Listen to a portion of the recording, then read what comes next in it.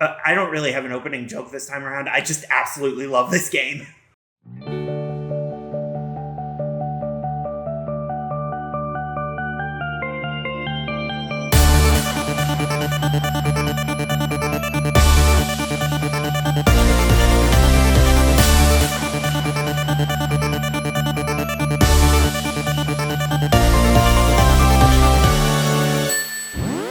Sonic Mania, released for Nintendo Switch, PS4, Xbox One, and Windows Computer in August of 2017, is one of, if not the most beloved games in the Sonic franchise. It's a game that people absolutely adore, even today. It's the golden cow that nothing can usurp, with nobody able to recapture its magic. Not Sega, not the Sonic team, not even the game's own director.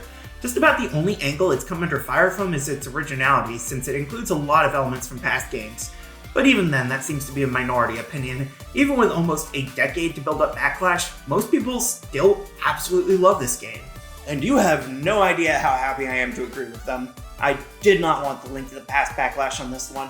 Sonic Mania is a great game. I'm just going to spoil my overall opinions now. I've been playing this game since it released in 2017, and I've loved it all that time. I don't know how many times I've beaten this game over the years, truly. I've definitely done it as every character multiple times, I can tell you that much. Admittedly though, it had been a year or so since I played it last, at least, so I was a little bit rusty during this playthrough. I mean, it took me until Press Garden Act 2 to unlock Super Sonic. Usually I can get that done by the very start of Studiopolis. Mania began development in 2015, created by the taxman himself, Christian Whitehead. Now, Whitehead's a bit of a big-name fan for the Sonic series, originally best known for the van game Retro Sonic, whose engine would be reused in several of Whitehead's official projects in years to come. In 2009, he created a proof-of-concept video for a mobile port of Sonic CD using the engine in response to Sega asking for ideas for iOS ports. This led them to hiring him to create an official port of the game for mobile phones and 7th-generation home consoles, released in 2011. 2 years later, Whitehead and fellow Sonic fan game creator Simon Stealth Tomley released mobile remakes of Sonic 1 and 2. Tomley, for his part, is responsible for the Knuckles and Sonic the Hedgehog ROM hack, the complete reworking of Sonic 1 that is Sonic Megamix, and several disassemblies of classic Sonic games. So Whitehead and Tomley went from fan game makers to official commissioned Sonic game creators. Guess it goes to show how different Sega and Nintendo are even to this day. Sega sends their fans job offers, Nintendo sends their fans cease and desists. In all seriousness, Nintendo's complete mistreatment of fan projects is incredibly bad taste and is antithetical to the process of creative growth. Back on topic, in 2015, Whitehead approached series producer Takashi Iizuka with a prototype for a retro-styled game he'd made called Sonic Discovery. Iizuka apparently liked what he saw, though he had a few suggestions for the game as a final project. Namely, that it include older levels from the classic games that inspired it, albeit remixed, and that the name should be Sonic Mania because... honestly, by the way Wikipedia describes it, it reads like it was almost a stealth insult towards Whitehead. But the name stuck, and the game became a celebration title for the series' 25th anniversary. And it released a year after the anniversary passed. Hey, it's still the 25th anniversary of the first good Sonic game. Whitehead was lead director for the project, and he also brought on Tomley and his, I believe, one-man studio, Headcanon. 2 N's, don't get it confused. He also got help from developers of Sonic 2 HD, Jared Castle and Tom Fry of Pagoda West. And since Pagoda West was already involved, their composer would be none other than T. Lokes, who also composed for 2HD as well as their mobile game Major Magnet. And yeah, it's apparently pronounced Lopes, like soaps or hopes, not Lopez. I don't have much of a high horse, but I did specifically look it up for this project, so. They also got Tyson Heese, an artist for the Archie Sonic comics, to create animated sequences for the game, including its reveal trailer and demo video. Heese also created the fan comic where Tails is named Arms, Knuckles is named Nipples, and Super Sonic is super muscular and wears bulging tighty whities. And now he works on the official Sonic film series. This franchise is fucking weird. Mania released in 2017 to absolutely stellar reviews. Metacritic is imperfect at times, given it splits reviews of the same game up by platform even when doing so isn't necessary, but if it's to be trusted, Sonic Mania is just about the highest rated game in the series' history. The PS4 and Nintendo Switch releases have multiple perfect scores, and the lowest reviews I could find were still 3 out of 5 stars. Critics love this game, with only slight caveats for reused content, and the fans were similarly ecstatic, though over time opinions have split on the game. I don't think anyone would call Mania a bad game outside of 1 or 2 Metacritic trolls, but there has been some backlash to just how much overwhelming praise the game has gotten. Part of that is just the inevitable result of people not wanting to just go with the herd, but part of it is also the game's sheer devotion to the past. I mean, only 4 zones are actually original, and the gameplay is almost exactly like the Genesis games. It's not that impressive, right? Look, I'm not an unbiased critic here. This game does actually have some plot to it, at least more than, say, Sonic 4. If you want a little more context, you can check out the digital manual, which tells you Eggman detected a strange energy signature in Angel Island. I'm surprised he was able to detect it given how many emeralds are already on the island. Maybe that's why these super emeralds died. He sends out a new set of minions to retrieve the source, the hard-boiled heavies, which seem to just be egg robos when we first see them, but alright. But Tails and Sonic also detected the signal, and they arrived just in time to see the heavies pull the source of the signal out of the ground, the mysterious Phantom Ruby. Oh, we're gonna talk about you in the next review, just you wait. The Phantom Ruby teleports them through time and space, landing the 7 and also Knuckles in Green Hill Zone. Now the heavies have been transformed into dangerous foes and also gave them genders. Somehow. Yeah, the Magician and the Rider are girls while the other 3 are boys. Your guess is as good as mine. So, like I said, more plot than 4 had at least. I do like what they do with the story in this game. It's not a ton, it's mostly just a few in-level cutscenes and the originally inconsistent level translations, but there are some good moments in there. I enjoy how Knuckles ends up involved in things almost entirely by accident, and then when he finally teams up with the others, it's just in time for Mirage Saloon when he gets knocked off the plane. And while the heavies aren't exactly deep as characters, they do look interesting and have fairly interesting boss fights. There is some disconnect between levels since the Phantom Ruby can just send Sonic and friends wherever the designers want him to go next, and like I alluded to, in the original release not every level even had a transition to the next. It's not perfect, but it's also a classic style 2D Sonic game. I'm not expecting a masterpiece of narrative. Now when we get back to the 3D entries with forces, I'm gonna have some thoughts. Maybe it's just me, but I think this game looks beautiful. Yes, the game is styled after the classic pixel art of the Genesis games, albeit with a lot of added flair. Apparently the idea was to imagine if there was a real 2D Sonic game made for the Sega Saturn, as opposed to whatever the hell was going on with 3D Blast. And in my opinion, they knocked it out of the park.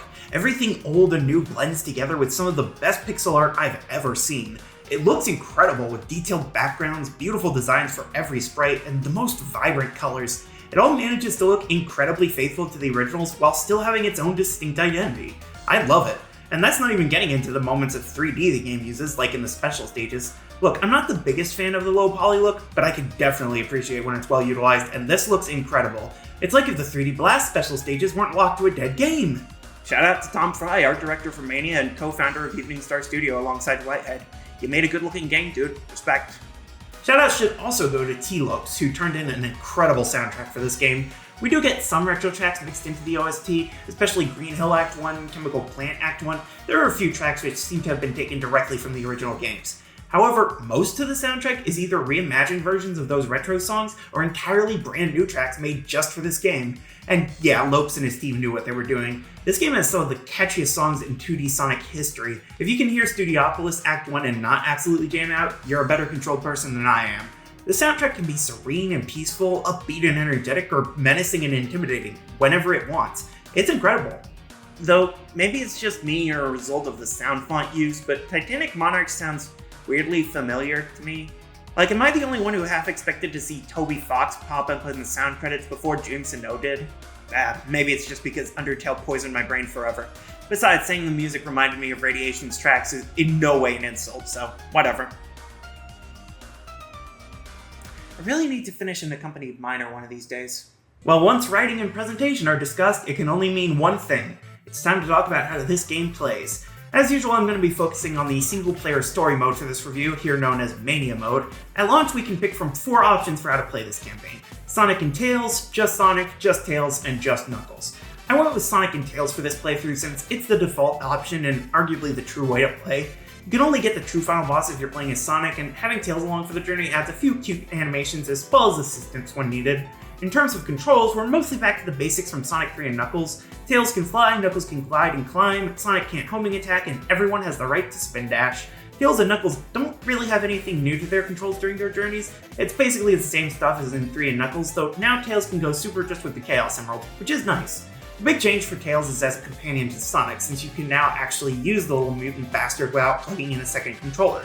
If you're playing with the duo and hit the jump button while Sonic's in the air, Tails will enter his flying state, and Sonic can grab onto his legs to be carried for a short time. It's basically just a single-player version of Tails' co-op functionality, but it's very appreciated.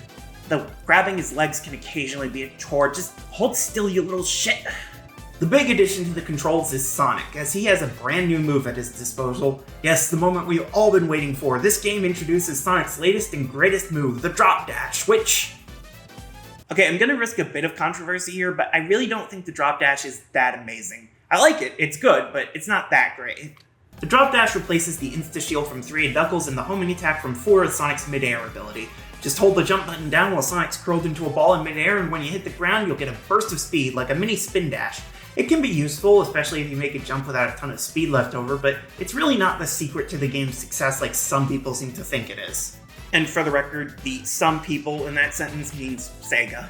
The Drop Dash has its uses, but cards on the table, most of this playthrough I just forgot it even existed. Yeah, it has its uses, but it's closer to a quality of life feature than it is a flashy new ability.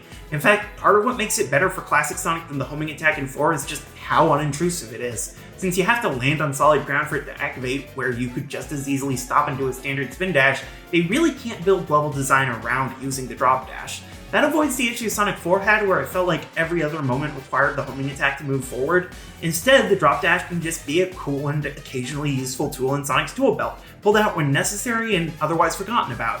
It's not the sole reason this game got a 10 out of 10. At least I assume it isn't. Game critics are weird sometimes. Beyond the control changes though, yeah, this game feels amazing. We have all the momentum we could need, jumps and bounces feel exactly right, this game passes the half-pipe test with flying colors. I can't say for sure what differences there are between this game's physics engine and the one used for Sonic 3, but if there are any, they definitely don't bog things down. I love how this game plays, it's incredibly smooth to control. That also applies to Super Sonic, who after a very appreciated patch is activated with a separate button rather than the previous double jump method. He's definitely faster than normal Sonic and jumps higher too, but he doesn't feel nearly impossible to control during platforming like Hyper Sonic did in 3 and Knuckles. He's just a more powerful version of Sonic, and I can dig that. And he can even use the returning elemental shields from Sonic 3. Yes, the water, fire, and lightning shields return, with fire and lightning even having a couple new uses, like burning down bridges in Green Hill or getting pulled in by magnets in Flying Battery. It's cool, though it is odd how their respective double jumps replace the Drop Dash. And also, in the first release of the game, you couldn't activate Super Sonic while you had one of them, you just used their jump move. 3 cheers for patches, everyone! Truly a savior of games, isn't that right, Cyberpunk?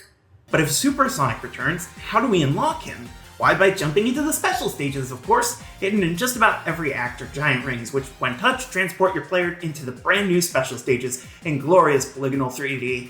Your goal is to catch the UFO carrying a Chaos Emerald, grabbing rings to extend your time in the stage and blue spheres to increase your speed. You're always running in these stages, you just have to turn Sonic around to go where he needs to, kind of like the Mach speed sections in 06, but actually good. At Mach 1, you're easily outpaced by the UFO, but have more control over where Sonic goes. At Mach 2, you go a bit faster than the UFO and can gain some ground, but you start to get a little more slippery. And at Mach 3, your new challenge is not slipping right off the stage and into a pit. I really like these stages, although a few of these stages can be real bitches. 5 and 6 always give me the most trouble, with 4 being up there, but not as annoying once you get the hang of it. And don't even ask me about the Encore special stages. I cleared the first one and I am perfectly proud of myself for that. Thank you very much. God, I suck at video games. Well, if you've activated Super Sonic when you didn't mean to, you can always hop into a bonus stage, reachable by passing a checkpoint with at least 25 rings. Jump in the Ring of Stars and you can play one of 32 Blue Sphere stages, half of which are based on the special stages of 3 and Knuckles, and the other half of which are original creations. Having all of the blue spheres in a stage will reward you with a medallion, gold if you also collected all possible rings in the stage, and silver if you didn't. These medals unlock bonus content to use either in Mania mode or in the Extras menu. The Mania mode unlockables were originally locked to the no save option, so you couldn't use the Insta-Shield, Super Peel Out, or and Knuckles mode on a save file. A later patch unlocked them for all save files, as well as allowing you to turn off the hard time limit on levels, thank God. Debug mode is still locked to no save though, for obvious reasons. The other 3 unlockables are a Mean Beam mode, where you can play Puyo Puyo either against a computer or another player, the A Garden, which is basically just this game's sound test mode, and Blue Spheres, where you can play randomly generated Blue Sphere stages for the rest of eternity. You only need silver medals to unlock everything, though I did go for all 32 gold medals in this playthrough, having my last one right before finishing Metallic Madness. Oddly enough, the Blue Sphere stages don't give you anything directly during gameplay outside of continues. And in the base game, once you get all the gold medals, you just go back and play the Blue Sphere stages all over again. Kinda odd. Now, given I apparently spent an hour and 20 minutes of my 3 hour and 42 minute playthrough just on these Blue Sphere stages, you could make the argument that too much time is spent on these bonus stages and not enough on the main game. But I really love Blue Spheres, so shush. Seriously, I don't know how many hours I've spent playing the random stages in Blue Spheres mode on my Switch. I might have a problem. Just call me Brittany Blue Spheres, I guess, except I actually like Sonic. Is anyone even gonna get that reference? Blue balls aside, all that's left is to talk about the levels, and y'all, this is my favorite Sonic game ever. We have 12 zones in this game, no Egg Reverie doesn't count, do not lie to me results screen. In keeping with Azuka's recommendation, 8 of these zones are based on previous levels from the classic games, albeit with new ideas and designs for each. We have 1 zone from Sonic 1, 2 from Sonic 2, 2 from Sonic CD, and 3 from Sonic 3 and Knuckles, which leaves 4 zones unique to this game. You could definitely criticize the reuse of old zones, especially only 6 years after Generations, but honestly, I view it less as especially lazy and more as particularly honest. Sonic games have been reusing the Green Hill concept since Sonic 2. The only difference here is they're actually being upfront about it. Is Bridge Island really that original of a level? I don't know, I haven't played Superstars yet. What's important about these levels is whether or not they're fun, and good god are these levels fun. Green Hill starts off very familiar, but even in Act 1, if you explore and go high enough, it's very clear they aren't just recycling the same maps all over again. We have new gimmicks. Act 1 is basically a truncated version of the 3 acts from the original. We end in a subterranean cave like in Generations, and that leads to Act 2, which has completely different level design. That continues into Chemical Plant, where Act 1 feels like a condensed version of the original zone, and then Act 2 changes things completely with a new bouncy gel, clingy pads, DNA push bubbles. We end with a round of Mean Beam Machine as a boss fight, oh my god! And then we get into the first original zone of the game, Studiopolis Zone, themed around Hollywood and TV studios. It's such a simple idea, but it's used ingeniously, with cameras and stage dressing being worked into so much of the design and most of the obstacles. We even get some casino elements incorporated because the TV studio in Act 2 is clearly holding the lottery. Oh, that's my number! My favorite! Then we jump into Flying Battery, where we bounce around the inside and outside of Eggman's blimp, sticking to ceilings with a lightning shield and dodging metallic hazards without. We don't have the screws from the original, but we do have fan platforms from Wing Fortress and the boss from that same level at the end of Act 1. Plus, we even get the Spider-Mobile with an upside-down Eggman sprite that others interpreted as a new character, and I interpret as Eggman making himself throw up after the fight is over. Then we go to Press Garden Zone, the second brand new zone, and this right here convinced me that we need more original levels designed by Jared Castle. What other team would even think of this? A printing press manufacturing propaganda that blows up at the end of Act 1 and transforms into a snow level? And it somehow seems perfectly logical. Like, yes, of course, the obvious choice for a Sonic level, Ice-themed Propaganda Factory. It's amazing. And after that, we get sent to Stardust Speedway, which somehow manages to combine almost all of Sonic CD's premier gimmicks in one zone, all while being more fun and fluid than that game ever was, even if it's kinda easy to get lost near the end of Act 2, but who cares, Metal Sonic is here now, and this fight is great. And we're only at the halfway point of the game? Oh my god. Hydrocity is next, and it's not my favorite in the game, but it's still a ton of fun. I like how you're basically exploring the original in reverse, complete with brand new gimmicks in Act 1 instead of Act 2, and the bosses getting switched around. Also, Gondola. Neat. Then we take to the skies for Mirage Saloon, which for everyone except Knuckles starts with a twist on the Sky Chase minigame from Sonic 2 and to a much lesser extent Sonic 4, only this time it's fun, and the stopover on Eggman's train for some brief platforming and item collecting is appreciated. Then Act 2 sees us exploring the desert, and as the name suggests, Saloon, and unlike other desert levels in games, this level has a strong American theme to it, complete with guns fucking everywhere. And then we get shot to Oil Ocean, which burns, baby, it burns! You were the start of the end for Sonic 2, bitch! This is what you deserve! It's a pretty fun twist on the original, in my opinion. I'm cool with the overheating gimmick. After that, we head to Lava Reef, which is probably the closest any of the levels get to just being their original counterpart, although Act 2 does also incorporate some visual elements from Hidden Palace as well. Like Hydrocity, not my favorite, but still a very worthy addition, and I like how Knuckles' playthrough diverges for the Act 2 boss fight. Then it's on to Metallic Madness, the grand return to Little Planet, I guess, where in Act 1 we go flying into the background, while in Act 2 we return to the original's gimmicks of switching planes through turnstiles and getting shrunk by lasers. It's a fun romp overall. I like the little platforming sections in the background, and the boss fights are cute throwbacks. And our final zone, both original and overall, is Titanic Monarch Zone, a trek up the giant Eggman mech that gives us our hardest challenges yet. Act 1 is an ascent to the head of this beast, while Act 2 sends us into 4 distinct challenge areas where we can rush to our ultimate final bosses. Hope you've got Supersonic by this point, because otherwise that Phantom Egg is a bitch and a half. Still, Titanic Monarch manages to stay fair and fun throughout, even in the boss fights, which I think makes it the single best finale in a 2D Sonic yet. And that was Sonic Mania. Is this the best game ever? Just maybe. Sonic Mania was made with love, both for the game itself and the series as a whole, and it was received as such. However, there were some people who thought the game was lacking a certain completeness, at least on release.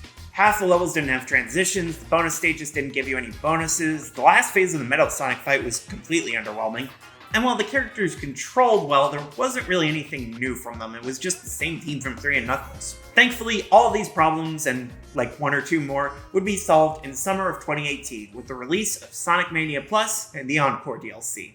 Mania Plus adds 2 new playable characters, deep cuts from the series' history last referenced in missing posters in Generations, Mighty the Armadillo from Knuckles Chaotix, and Ray the Flying Squirrel from Sega Sonic the Hedgehog. Please don't ask me what Sega Sonic is, I have absolutely no fucking idea. Mighty's main gimmicks are his hard shell, which can reflect projectiles and bounce him off of spikes when he's curled up, and his hammer drop, which is a fast and powerful ground pound that can dislodge items, destroy obstacles, and annihilate enemies.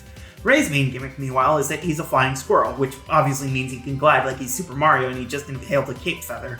It's a ton of fun to get good at Ray's glide, and it can make some platforming challenges more relevant than even Tails' flight can. 2 very appreciated additions to the game, no doubt. Mania Plus also brought with it some updates to the base game, making the whole thing feel a little bit more complete. For one, every zone now ends with a transition into the next one, sometimes with brand new vehicles leading the way, and other times just vandalizing a little bit of hydrosity. Metal Sonic's fight also got a revamp, with Phase 2 now making it less frustrating to actually hit him, especially as Super Sonic, and the final phase becoming one big Knuckles Chaotix reference. However, the biggest changes, alongside Mighty and Ray, would only be available via the full Plus release, or the Encore DLC. And that would be based on Encore Mode. Encore Mode is just the same game as Mania Mode. No, not really, there are some changes that make it a bit more interesting. Encore Mode starts with Sonic warping back to Angel Island Zone, where he frees a trapped Mighty and Ray. Then he has to choose one of the 2 to accompany him, and the other is revealed to be Heavy Magician, once again disguised as a mostly forgotten classic Sonic character. Oh, when will she learn? This introduces us to Encore Mode's main gimmick, the tag team gameplay. Rather than the player just being followed around by Tails or Knuckles, now the player controls 2 characters throughout and can swap between them with the press of a button. And once you get going, rescuing Tails, Knuckles, and whichever poor sap magician was impersonating, you can find item boxes to switch your 2 characters between all 5 playable heroes, giving you 5 ways to play through each act. You also don't have lives anymore, instead each character who dies gets recaptured by Eggman and you have to save them all over again. This helps with making things trickier because it turns out Encore Mode is basically this game's hard mode. Each level has gotten a layout redesign and a new coat of paint, including new locations for the special rings and those goddamn Encore special stages. Gah!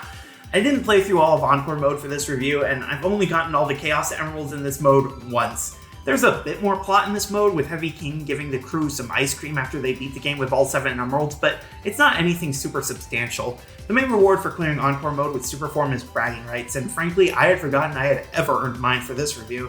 Seriously, I had to recheck on my Switch while writing this script to realize I actually have beaten all those damn stages before. Like, I blocked it out of memory. Or maybe it's just been years since I did it and I have a weird fucking memory. The other addition the Encore DLC brings with it is a new bonus stage, which takes the form of a pinball table, a la Sonic Spinball's bonus stages. Reach the top of the table and you can use one of those claw catchers to snag something for the stage. In Encore Mode, this includes any characters you need to rescue, sort of like the catcher minigame in Knuckles Chaotix. Yeah, this game loves the Chaotix for some reason. I didn't even mention the Combine Ring, which is in the game from the beginning. You can actually access the pinball minigame in Mania Mode if you get all 32 gold medals, which makes jumping into bonus stages much more worth your time. Other than that, though, yeah, Encore doesn't add much. But it's there, I appreciate its inclusion, and I like Mighty and Ray. Wish they'd come back again soon, but I'm not holding out much hope. Sonic Mania. I love this game. It's easily the best Sonic game I've ever played. I do love Generations, and Adventure 2 will always have a place in my heart, but Mania is just... well, it's about as close as the Sonic series has ever gotten to perfection. There are other games and other series I love more, but I don't think there are many other games that do everything they tried to do as well as Mania does. Games like Frontiers or even Superstars might be more ambitious in parts, and I can appreciate that, but Sonic Mania manages to hit every single goal it sets for itself, and then some. I love Sonic Mania so much, and if there's any problem I have with it, it's the game it helped to set up.